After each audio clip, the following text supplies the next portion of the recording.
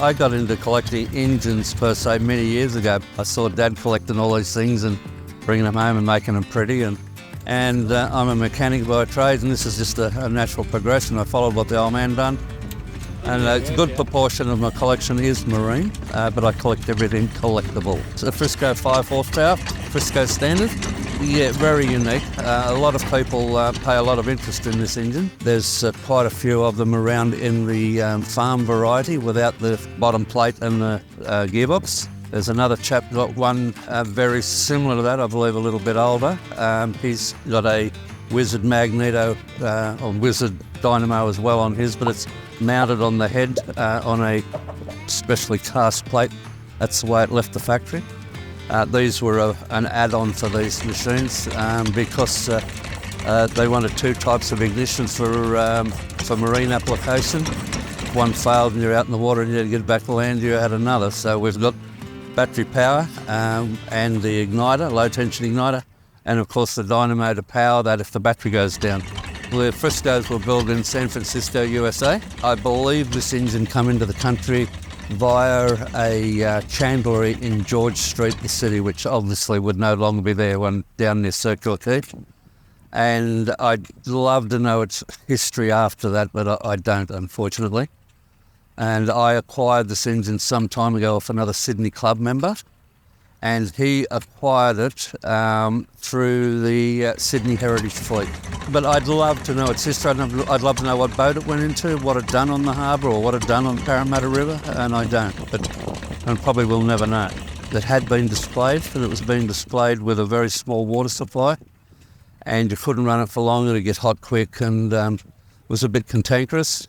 So I ended up putting it on this larger trolley, giving it a much bigger and better cooling system and water supply.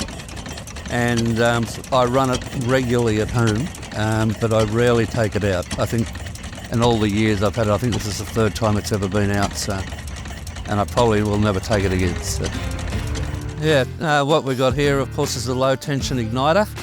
It's fueled today for this venue. I've been running it on a battery power. The battery power feeds the coil. Coil supplies the voltage to the igniter. When we break the points on the igniter through this mechanism here, we get our spark equivalent, or as effective as a spark plug. We're running 6 volts into the coil and a good healthy spark at the igniter when it does break contact. Always makes it spark when it breaks, not actually when it touches. We've also got down here, we've got a Wizard dynamo which produces 6.4 volts, which is all we need. So when it's warmed up and running nicely, I've got a knife switch up the top here, a ceramic knife switch, and I swap it over from 6 volt battery power to the Wizard dynamo to supply the power for the igniter.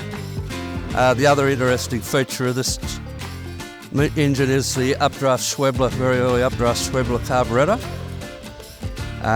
The only way to get this engine running nicely is to get this carburetor dripping. A lot of people would say it's flooded, it is flooded, but you've got to get it flooded because it's a long way to get it up to the head from the fuel bowl. So it's definitely an updraft variety with complications if you don't know how to drive them.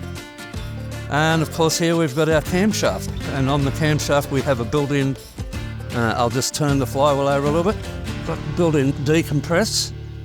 So we put that up there and we're on the small lobe of the cam, which gives us decompress to start it.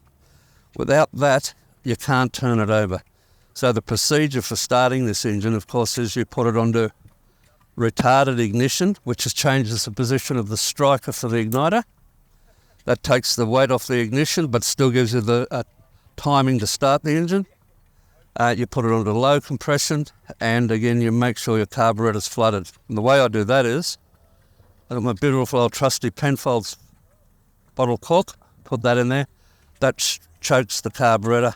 When I see some fuel in the throat of the carburetor or dripping out of the base of it, I know that it's filled up, fuel's got to here, and I'm ready to start.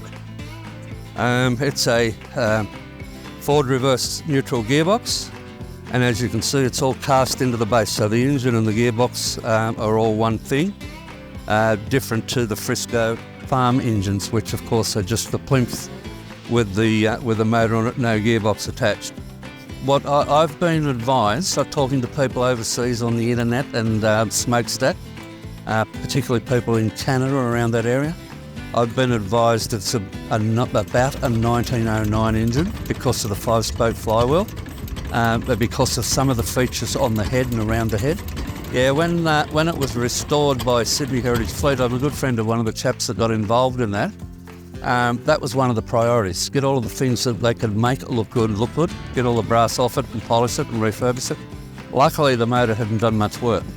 Now, in all reality, a motor of that age, if it had been in a saltwater situation for a long time and not looked after and then put into storage somewhere, or even under a bench and not used anywhere, it would have paid the price. It would have had a lot of damage.